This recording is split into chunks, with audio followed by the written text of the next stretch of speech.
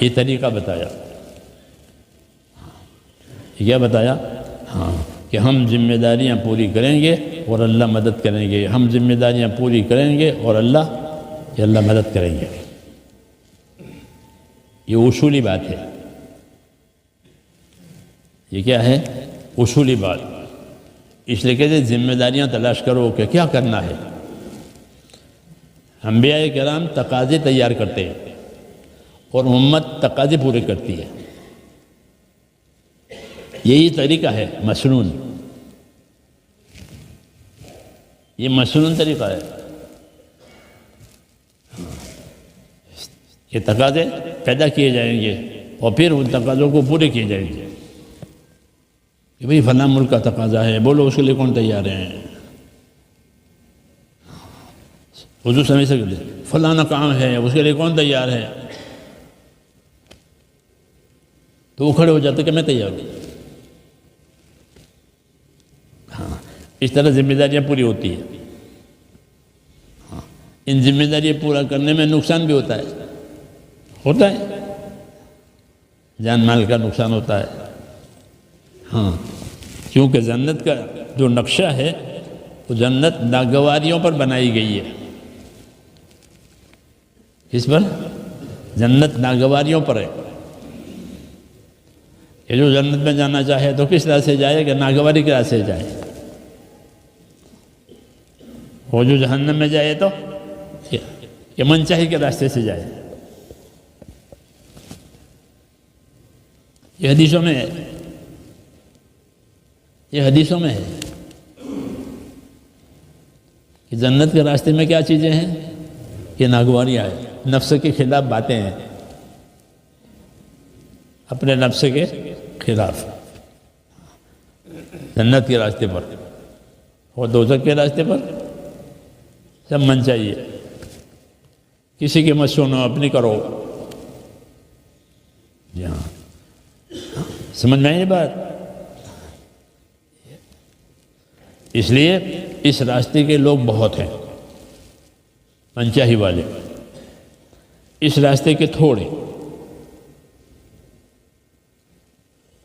اس راستے کے تھوڑے. وَقَلِيلٌ مِّنْ عِبَادِيَ الشَّكُورُ، یہ میرے بندوں میں شکر کرنے والے، یہ کام کی قدر کرنے والے یہ تھوڑے. جی ہاں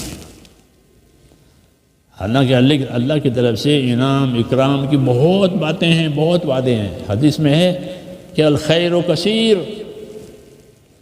کہ خیر بہت ہے. اللہ کی طرف سے خیر بہت. فَقَلِيلٌ فَاعِلُهُ، اور اسے کرنے والے یہ تھوڑے. اس لیے ہمارے دلوں کو گویا ایک طریقے سے اپیل اور ترغیب کی گئی ہے کہ ان تھوڑوں میں سے بنو، تھوڑوں میں سے بنو تاکہ خیر کماؤ.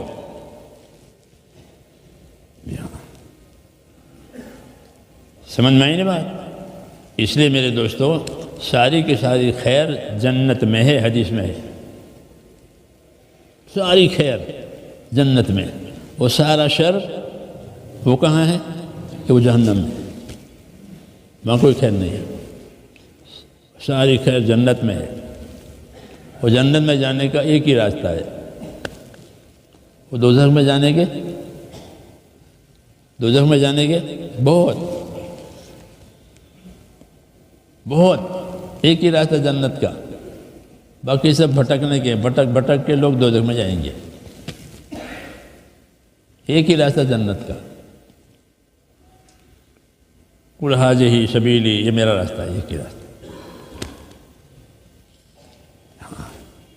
اس لیے اپنے راستے پر رہنا ہے. کیا کرنا ہے؟ اپنے راستے پر رہنا ہے، اپنے مقصد پر رہنا ہے اور امید کے ساتھ رہنا ہے. کس کے ساتھ؟ کہ اس راستے پر جانے والا کوئی نامراد آج تک ہوا ہی نہیں ہے.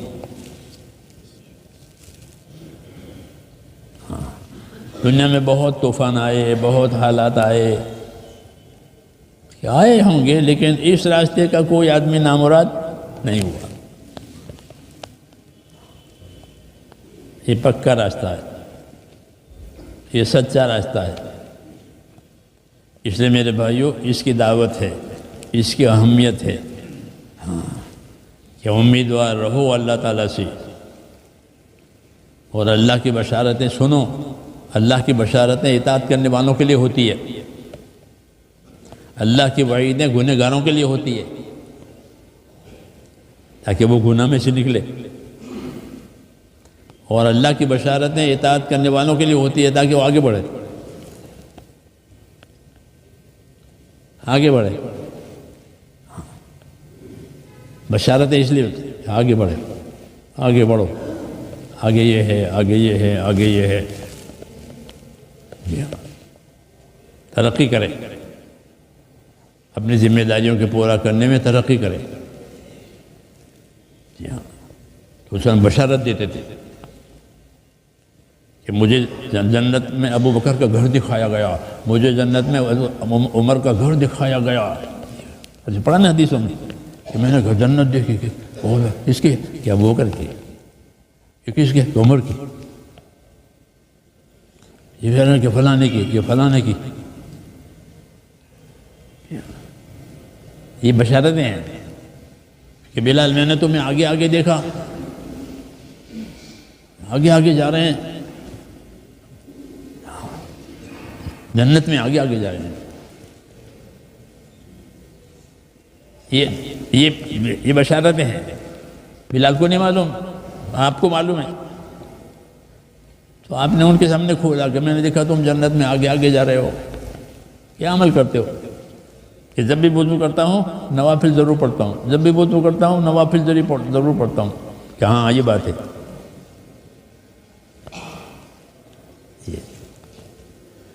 یہ سب باتیں ہیں،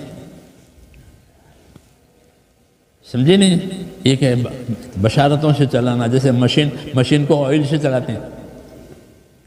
مشینوں کو کس سے چلاتے ہیں؟ پانی سے. آئل، ہوائی جہاز کا آئل الگ ہے، ٹرک کا آئل الگ ہے. ٹرک کے آئل سے ہوائی جہاز چلے گا؟ نہیں چلے گا، وہ الگ ہے. ایسے میرے دوستو اللہ تعالیٰ ایمان والوں کو ایک بشارتوں سے چلاتے ہیں. اس لیے ہماری نظر ایک تو بشارتوں پہ ہونی چاہیے کہ مجھ کو کیا ملے گا. جب آدمی کے سامنے اسے نہیں ہو تو وہ نا امید ہو جاتا ہے کہ اس میں کیا لینا، کہ اس میں کیا لینا. تو نا امیدی جو ہے وہ جہالت کی وجہ سے ہوئی ہے.